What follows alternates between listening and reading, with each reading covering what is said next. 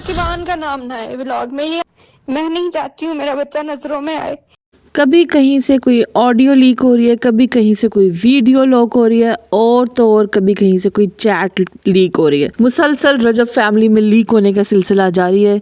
परसों से कोई ना कोई न्यूज़ वायरल चल रही है, कहीं कुछ हो रहा है और कहीं कुछ हो रहा है। और अभी लेटेस्ट लीक हुई है ईमान की वॉइस चैट, जिसमें वो अपनी सास से रिक्वेस्ट कर रही है कि किवान का नाम व्लॉग्स में ना लिया जाए। किवान की जो भी हालत है, आई थिंक सर्कमसिशन के बाद की बात कर रही है वो, जिसमें वो किवान के जख्म की बात कर रही है कि वो हील नहीं हो रहा। ये सारी ऑडियो लीक आपको सुनाएंगे। उससे पहले आपको बता दें कि ईमान ने कल रजब ने जो स्टेटस लगाया था उसमें रजब ने बताया था ईमान ने किवान का नाम लेने से भी मना किया हुआ अपनी सास को। सोशल मीडिया पे मुसलसल यही बातें चल रही हैं कि ईमान ने मना किया हुआ, ईमान को नेगेटिव प्रिटेंड करने की कोशिश की जा रही है। लेकिन इस वीडियो में आप क्लियरली सुन सकते हैं कि ईमान कितनी तकलीफ में ये सारी बातें बोल रही है। यानी ईमान ने किस तरह वो कह रही है कि मैंने किवान को हासिल किया, ये मुझे ही पता है किस तरह अल्लाह ने उसको दिया है। और ये बात किसी से भी ढकी छुपी नहीं है कि वो 9 महीने का टाइम ईमान के लिए कितना डिफिकल्ट था, क्या सिचुएशन थी। किवान 3 से 4 दिन हॉस्पिटल में रहा, नर्सरी में रहा, उसके बाद ही वो ईमान को मिला था। प्रीमेच्योर बर्थ का भी टाइम आ रहा था। ऑब्वियसली जब फीमेल इतनी प्रेगनेंसी के टाइम पे इतनी कॉम्प्लिकेशंस में रहती है तो उसका इफेक्ट उसकी प्रेगनेंसी पे 110% आता है। इस बात को तमाम फीमेल्स अच्छे से समझ सकती हैं। जो भी स्ट्रेस होता है वो बच्चे के ऊपर भी इफेक्ट होता है और वो माँ के ऊपर भी इफेक्ट होता है। तो ईमान का पूरा टाइम पीरियड ही ऐसी तकलीफों में गुजरा था, जिसमें रजब के एक्स्ट्रा मैरिटल अफेयर्स भी सामने आए थे, leak videos, leak chats, each and everything Rajab का उस टाइम पे खुल के सामने आ चुका था। और ईमान उस वक्त प्रेगनेंसी में थी। फिर रजब का मुल्क से चले जाना, केसेस, जो कुछ भी चलता रहा वो सब उसी दौरान हुआ था। तो इस सब ने इफेक्ट किया था ईमान को ड्यूरिंग उसकी प्रेगनेंसी। और फिर जाहिर सी बात है जब प्रेग्नेंट माँ इफेक्ट होती है तो फिर उसका बच्चा भी 110% इफेक्ट होता है। और फिर वही हुआ था जब किवान की बर्थ हुई थी। That was not an easy birth. उन्होंने इतना व्लॉग्स में नहीं दिखाया था, लेकिन जब एक बच्चा 3 से 4 दिन नर्सरी में रह रहा होता है, फैमिली को नहीं मिल रहा होता, तो इसका 100% यही मतलब है कि बच्चा अभी मुकम्मल सेहतयाब नहीं है। जो भी इश्यूज थे वो काफी ज्यादा सीरियस थे और हर माँ डर जाती है। और ऑब्वियसली ईमान भी इसी वजह से डरी हुई थी। उसका यही कहना था कि हर व्लॉग में किवान का जिक्र ना किया करें। अच्छा, अब यहाँ पे वो अपनी सास के साथ बहुत अदब से और तमीज से बात कर रही है और ईमान की सास भी यानी रजब की वालदा भी बहुत प्यार से बात कर रही है। दोनों की कम्युनिकेशन है, वॉइस नोट्स है, कम्युनिकेट हो रहे हैं और बहुत अच्छे तरीके से हो रहे हैं। डैट मीन्स के ईमान का और उसकी सास का रिलेशन बहुत अच्छा है।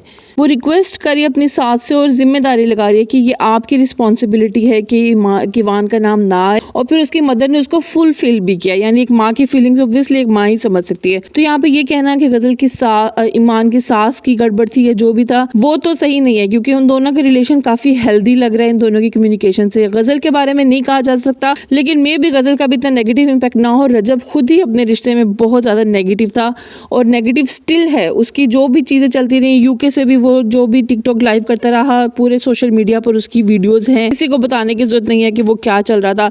एक्स्ट्रा मैरिटल अफेयर्स, फिर लड़कियों से फ्लर्टिंग और गंदी लैंग्वेज, जो कुछ भी था उससे वो काफी है उसकी बीवी को टॉर्चर करने के लिए। और उसके बाद अब उसने सारा का सारा मलबा अपने साले ओन पर डाल दिया। ओन ने भी ये सारी बातें बेशक बोली होंगी, वो भी झूठी गवाही लेके गया है, लेकिन स्टिल अब मलबा जो है वो रजब कोशिश कर रहा है किसी और पे डालने का, और वो कोशिश कर रहा है ईमान से जान छुड़ाने का, और वो चाह रहा है कि वो गंदा भी ना हो और वो जान भी छुड़वा ले ईमान से। तो यही सब कुछ चल रहा है अभी तक इन दोनों के रिलेशन में। और मुसलसल कोई वीडियो, कोई ऑडियो, कोई चैट्स लीक हो रही हैं। होप्स हो कि सारे मामला वो लोग अंदरूनी तौर पर सॉल्व कर लें। सुलह रखनी है या रिश्ता खत्म करना है, ये दोनों फैमिलीज को खुद ही डिसाइड करना होगा। पब्लिक को इसमें इन्वॉल्व करके खुद दोनों फैमिलीज अपना तमाशा बना रही हैं और इसको इन्हें रोक देना चाहिए। मजीद एक दूसरे के ऊपर कीचड़ ना उछाला जाए। तो साफ सफाई के साथ अगर रिश्ता खत्म करना है या रखना है डिसाइड कर लें तो बेहतर होता है। जितना पब्लिक में आप अनाउंस करते हो उतना ही आप गंदे होते हो।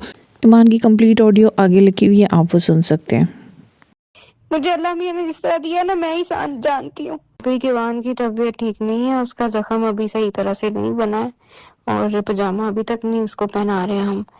तो दूसरा ये अम्मा, मैंने बड़ी दफा पहले भी कहा है, हर व्लॉग में किवान का नाम लेना जरूरी नहीं है। आगे टिकटॉक पे भी सारे लोग उसको जो है ना वो बदवाएं दे रहे हैं, पहले भी दी, दोबारा फिर आज जो है ना कल दी है। मैं नहीं चाहती हूँ मेरा बच्चा नजरों में आए। मुझे अल्लाह मियां ने जिस तरह दिया ना, मैं ही जानती हूँ। जिस तरह अल्लाह ने उसे बचाया जिस हालत में वो पैदा हुआ था। ना मेरे साथ जुल्म करे, ना मेरे बच्चे के साथ जुल्म करे। आइंदा किवान का नाम ना है व्लॉग में, ये आपकी जिम्मेदारी है, आपने रोकना है। वालेकुम सलाम, कैसे हो पुत्र? जानो मेरा सुता ना, मैं दिल दा जानी, मैं दिला तोका।